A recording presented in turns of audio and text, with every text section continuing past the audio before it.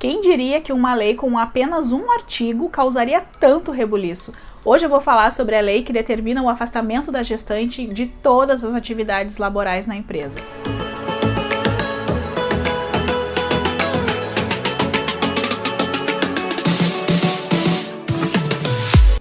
Olá, sejam bem-vindos ao canal da Trabalhista. Para quem não me conhece, o meu nome é Aglaia Dutra e aqui no canal eu falo sobre o direito do trabalho e tudo que envolva esse universo. Então eu me inspiro em séries, filmes, novelas, coisas do cotidiano, leis novas e tudo que surge que envolva o direito do trabalho eu tento comentar aqui. E como não poderia ser diferente, hoje eu vou falar sobre essa lei que está causando maior alvoroço, né? A Lei 14.151, que determina que as gestantes devam ser afastadas das suas atividades presenciais sem prejuízo da remuneração. Isso gerou uma avalanche de dúvidas, tanto de empregadores quanto de empregadas, porque, gente, a lei tem um artigo, não traz nenhuma especificação, não considera as especificidades das profissões, não é? Se a empregada trabalha numa atividade que não tem como exercer de forma à distância, ou em teletrabalho, ou em home office, como queiram, como faz? Como que faz com a gestante doméstica, a gestante que trabalha em uma fábrica, a gestante que trabalha em hospital, diversas questões que envolvem esse universo e, ao que parece, o legislador não pensou nisso. E além de dúvidas, a lei também causou uma certa revolta por parte do empresariado, e com razão, né, gente? Vamos combinar que a lei determina que a gestante deva ficar afastada das suas atividades e deve ser colocada lá para trabalhar em modo à distância, em teletrabalho, em home office, e sem prejuízo da remuneração. Ok, se ela vai continuar trabalhando, então, né, nada mais justo que a remuneração seja paga pelo empregador. Mas e nos casos em que não há possibilidade de continuar exercendo as atividades? É o empregador ainda que vai ter que pagar a remuneração, mesmo ela não tendo como exercer a atividade? Há casos em que não há possibilidade de realocação. Então, como que o empregador vai fazer? E como que as micro e pequenas empresas vão agir nesses casos, né? Empresas que têm um número muito reduzido de empregados, que precisam contar, né, com aquela empregada e tal, que está gestante, e não tem como manter a atividade dela em home office. A atividade não é compatível com o trabalho à distância ou em home office. Como que faz? Seria o caso de uma licença remunerada, né, com ônus pelo empregador. Enfim, são muitas dúvidas que essa lei trouxe e eu vou tentar responder aqui nesse vídeo. Fica comigo até o final. Então, como diria Jack, vamos por partes. Em abril desse ano, o governo federal publicou uma medida provisória, a MP 1045, que instituiu o novo programa emergencial de manutenção de emprego e renda. Nessa medida provisória, há a possibilidade de suspender o contrato de trabalho por 120 dias e autoriza a suspensão do contrato de trabalho da gestante, seja ela gestante trabalhadora urbana ou doméstica. E na MP 1045, a remuneração fica a cargo do Ministério da Economia. Quem arca com a remuneração dos empregados é o Ministério da Economia, mas o cálculo é feito de acordo com os critérios do pagamento do seguro-desemprego. É uma fórmula que considera os últimos salários, multiplica por um valor, determinado valor, mas tem um limite. Então, quando há suspensão do contrato de trabalho, quando o empregado adere a esse programa, é um acordo feito entre patrão e empregado, e quando há a adesão do empregado a essa suspensão do contrato de trabalho, ele vai receber um valor que é calculado de acordo com as regras do seguro-desemprego no período de 4 meses, certo? E de acordo com a nova lei, a lei que determinou o afastamento das gestantes, o valor da remuneração é pago pelo empregador, né? Ela é afastada das atividades, é colocada em home office, sem prejuízo da remuneração. Então, o que a gente consegue extrair daqui? Que há a possibilidade de suspender o contrato de trabalho da gestante, mas o valor pago deve obedecer o critério da nova lei, ou seja, ela não pode ter redução do salário, não pode ter redução da remuneração. Então, o meu entendimento é de que se a gestante vai ser afastada, vai ter o contrato suspenso pela MP 1045, o empregador deve complementar a remuneração para que ela não tenha redução da sua remuneração. Entenderam?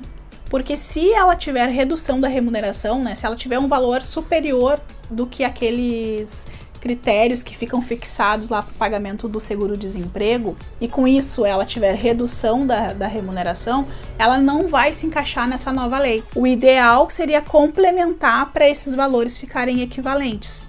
Seria uma alternativa, né? Já que a medida provisória está se chocando com o que determinou a lei 14.151. Outra dúvida que surgiu foi quanto ao trabalho insalubre.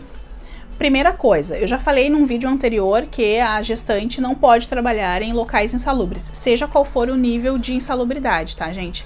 A reforma trabalhista trazia essa possibilidade e autorizava que, mediante a apresentação de um atestado médico, a empregada gestante poderia trabalhar em local insalubre. Só que uma ação lá no STF discutia esse trecho da CLT, dizendo que era inconstitucional o trabalho da gestante em local insalubre, e aí o STF decidiu que não há possibilidade de nenhuma gestante trabalhar em local insalubre, seja qual for o nível. Então, a gestante não pode trabalhar em local insalubre. Esse é o primeiro ponto, já está pacificado isso. Então, ela não estaria trabalhando em local insalubre de qualquer maneira, né, mesmo com o advento dessa nova lei. Então, ou ela estaria trabalhando em local salubre, né, o empregador realocou a empregada gestante num local salubre, ou ela estaria afastada recebendo salário maternidade. Aí o salário maternidade é pago pelo INSS, a autarquia previdenciária que arca com isso. Então, ela não estaria em local insalubre de qualquer forma. Então, como a nova lei determinou que todas as gestantes devam ser afastadas das suas atividades, então ela vai se enquadrar nessa nova lei e exercer suas atividades lá no trabalho remoto ou à distância. Outro ponto de divergência é quanto às lactantes. A nova lei não fala nada sobre lactante, não fala sobre afastamento da lactante, fala somente da gestante. Mas a CLT tem uma previsão que determina que a lactante que trabalha em local insalubre, né, se não puder ser realocada num local salubre durante o período da amamentação, ela deve ser afastada das atividades e aí receber salário maternidade. Mas como a lei nova não fala nada sobre lactante e encerrando a licença maternidade e o local for salubre, ela tem que retornar ao trabalho. E aí ela vai ter o direito, aquele que eu já comentei aqui em outro vídeo, sobre o intervalo para amamentação. Ela tem direito a 2 pausas de 30 minutos cada uma para amamentar o filho durante os primeiros 6 meses de vida da criança. Mas não tem nada a ver com o afastamento da nova lei, né, que determina o afastamento da gestante, né? Por razões óbvias, né, lactante não se confunde com gestante. Dito tudo isso, vamos ponderar algumas coisas. Primeiro ponto, a empregada gestante não pode trabalhar em local insalubre, isso está bem claro. No caso de o empregador ter que arcar com os custos do pagamento da remuneração da empregada que não tem como exercer a sua atividade remotamente, o ideal seria que esse custo fosse arcado pela Previdência Social, já que são empregadas e que contribuem para a Previdência Social, seria o mais indicado para desonerar aquele empregador, principalmente os pequenos, né? Porque, como eu falei, a lei não faz distinção de ninguém, então ficou muito injusto. Então, o pagamento sendo realizado pela Previdência Social, pelo INSS, desoneraria, né, os empregadores, principalmente os micro e pequenos empresários, e evitaria a discriminação. Só que isso é uma opinião minha e eu acho muito pouco provável que isso aconteça, né? Porque a lei está bem clara, falando que é sem prejuízo da remuneração, mas não traz nenhuma alternativa. Então, entende-se que cabe ao empregador. Poderia ir pelo mesmo caminho do benefício emergencial, aí, né, voltado somente para as gestantes. Mas eu acho que isso não vai acontecer. Eu vou aproveitar para responder algumas perguntas que vieram lá pelo meu Instagram. E aí, caso seja dúvida de alguém, já fica respondida aqui também, né? Então, eu anotei elas porque as perguntas estão aí nesse celular que eu tô gravando, então eu tive que anotar porque eu não tenho câmera, né, gente? Câmera profissional, eu gravo com o celular. Então, elas estão anotadas aqui. Tá, vamos à primeira pergunta, então. Ainda estou amamentando, posso ser afastada? Esse é o caso da lactante, né, que eu acabei de comentar. Se ela trabalha em local salubre, vai retornar ao trabalho, sem problema nenhum. Agora, se o trabalho for insalubre, aí vai se aplicar o artigo lá 394A da CLT, que determina que a lactante que não puder ser realocada em local salubre deve ser afastada das atividades e receber o salário maternidade. Então, nesse caso, se for local salubre, não vai ser afastada, né? Pergunta número 2. É possível suspender o contrato da grávida ainda? Sim, é possível. A MP, como eu falei, está vigente, é possível suspender por 120 dias, né? O cálculo do salário vai ser feito de acordo com as regras do seguro-desemprego, é um acordo entre patrão e empregado, né? E a grávida pode aderir e, inclusive, a doméstica, empregada doméstica. Então, ainda é possível suspender o contrato de trabalho pela MP, né? E aí a empregada vai receber o benefício emergencial. Pergunta número 3. Sou empregada pública, como fica? Tá. Aqui a gente tem que distinguir, né? Empregada pública é aquela que é seletista, regida pela CLT. Um ônibus passando. Bom, empregada pública é empregada, né, gente? Tem diferença entre funcionário público, funcionária pública, que é aquele regido por estatuto, é um estatuto próprio, né? Os federais têm lá a lei 8.112, aí tem os municipais, estaduais, cada um tem um estatuto próprio. Agora, os empregados públicos, apesar de eles entrarem por concurso, eles têm carteira assinada, né? Então, eles são seletistas. Então, as empregadas, elas são regidas pela CLT. Então, elas têm os mesmos direitos. Pergunta número 4. Não entendi essa lei. Todas as grávidas terão de parar de trabalhar? Não é parar de trabalhar, né, gente? O empregador tem que dar um jeito de realocar a empregada gestante em trabalho remoto, em trabalho à distância, né, em home office. Tem que achar alguma atividade que ela possa exercer para continuar trabalhando. Então, não vai parar de trabalhar. É um afastamento da atividade presencial. Não é para parar de trabalhar, né? Pergunta número 5. Posso fazer acordo e continuar trabalhando? Como assim? Que tipo de acordo? Não. Assim, na dúvida não, tá, gente? Porque o contrato de trabalho da gestante envolve uma série de fatores, tá? O primeiro deles é que a garantia no emprego da gestante, ela não visa preservar somente a gestante, né, a renda da gestante. É para preservar também a criança, né, o nascituro. Então, há uma série de proteções, né, que visam o bem-estar, né, e a manutenção e a subsistência da criança. Então, a gestante não pode abrir mão de direitos, né?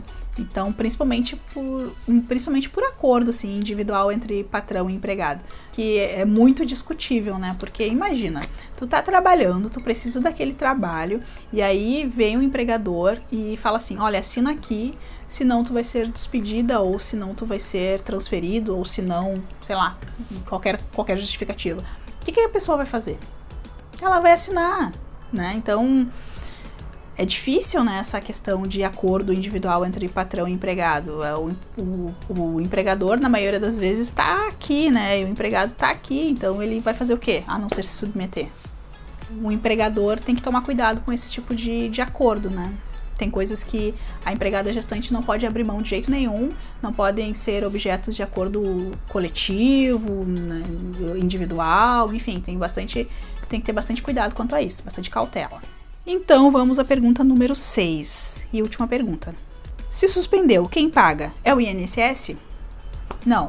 Quando o contrato de trabalho é suspenso por adesão ao benefício emergencial, é para o Ministério da Economia que o empregador tem que fazer o pedido, encaminhar documentos, fazer todos os requerimentos.